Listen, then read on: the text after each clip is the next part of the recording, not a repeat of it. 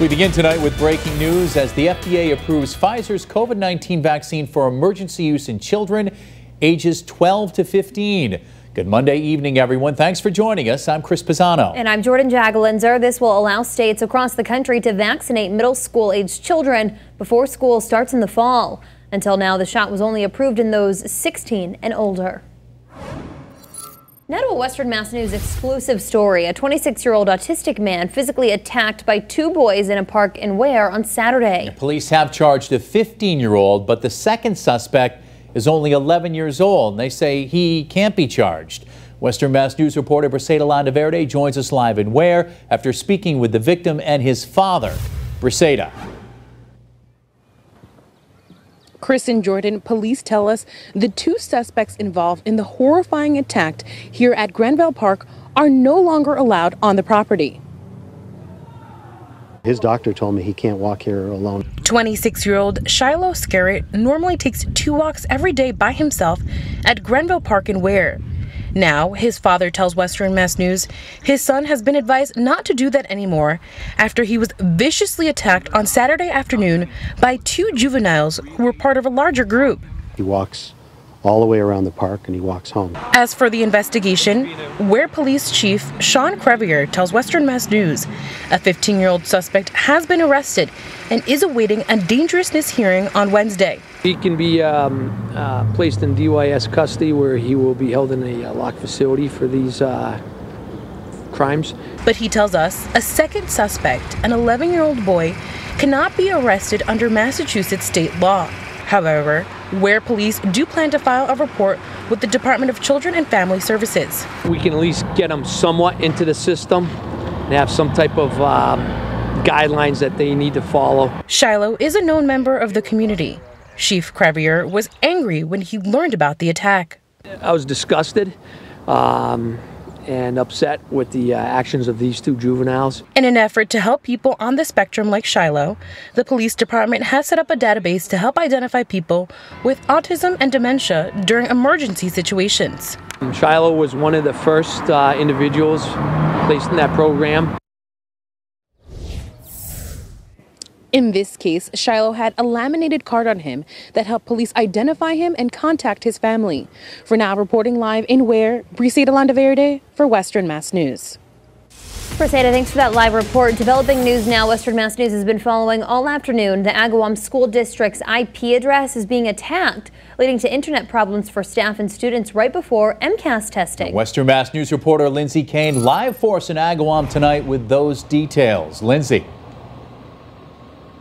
Chris and Jordyn, Mayor Bill Sapelli tells me internet was spotty all last week, but today it was completely down. In a message sent to families and staff obtained by Western Mass News, Superintendent Sheila Hoffman says attacks of this nature are typically short in duration. This one has lasted longer than a typical attack. The district is now working with the Agawam Police Department to identify individuals responsible, as this is a crime.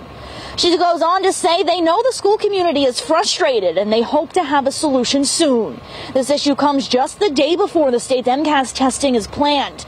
As of now, there's no word on how this cyber attack will impact the testing. The superintendent is still in meetings right now trying to figure out a solution to the problem. Be sure to stick with Western Mass News both on air and online for the latest information. But for now, live in Agawam, LINDSEY KANE, Western Mass News. And Western Mass News is getting answers from Governor Baker after a lawsuit filed against him is now being petitioned to be heard by the U.S. Supreme Court.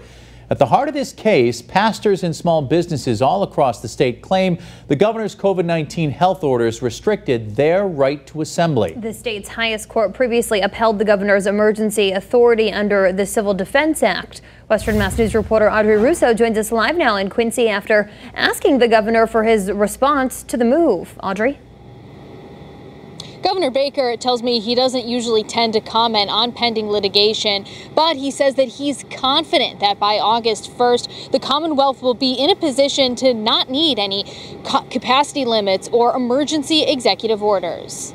The vast majority of the guidance and the advisories that we've put in place over the course of the past 15 months have been pretty consistent with the public health recommendations that have come from either the feds or from our colleagues at DPH and are pretty consistent with what most other states have done as well. Governor Charlie Baker taking on Western Mass News' question about the lawsuit that's now being petitioned to be heard by the U.S. Supreme Court. The plaintiffs are a group of small businesses and churches seeking to end the enforcement of Governor Baker's emergency health orders that have been issued during the pandemic, like capacity limits. Per the governor's orders, the state is slated to fully reopen by August 1st, and Governor Baker says the lifting of the restrictions may also mean the end to his emergency orders. That would certainly be a time at which we would go to some sort of a standard that would be what I would call traditional public health standard and not something that would operate under the the rubric of an EO.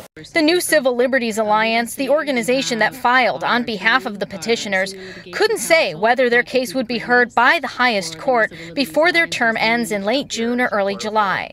But the NCLA says even if the August 1st reopening date is used, the question of Baker's power would still remain. He can go ahead and he can end all of the restrictions on August 1st. Does that mean that he ends the emergency?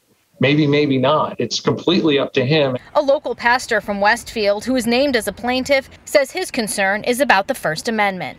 I would like to see the governor recognize our First Amendment right to worship without government interference. That doesn't mean we're not going to be safe. If this case is heard by the Supreme Court, again, there is no timeline as to when. Reporting live in Quincy, Audrey Russo for Western Mass News. Audrey, thank you for that live report.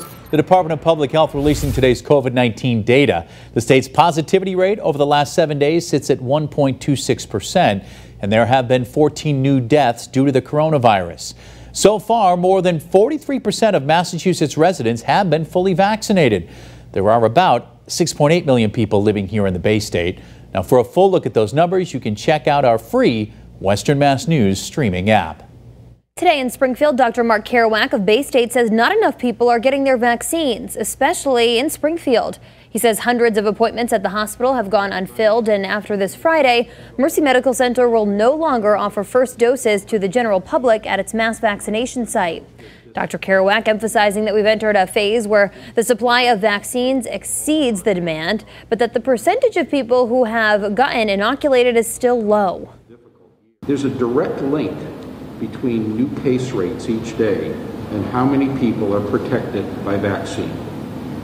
Hampden County is the last in the state with only 42% of people having gotten one shot. This is based on last Thursday's report from the state, by the way, and only 29% of people being fully vaccinated. Statewide, those numbers are higher, with 58% of residents receiving one shot and 40% being fully vaccinated.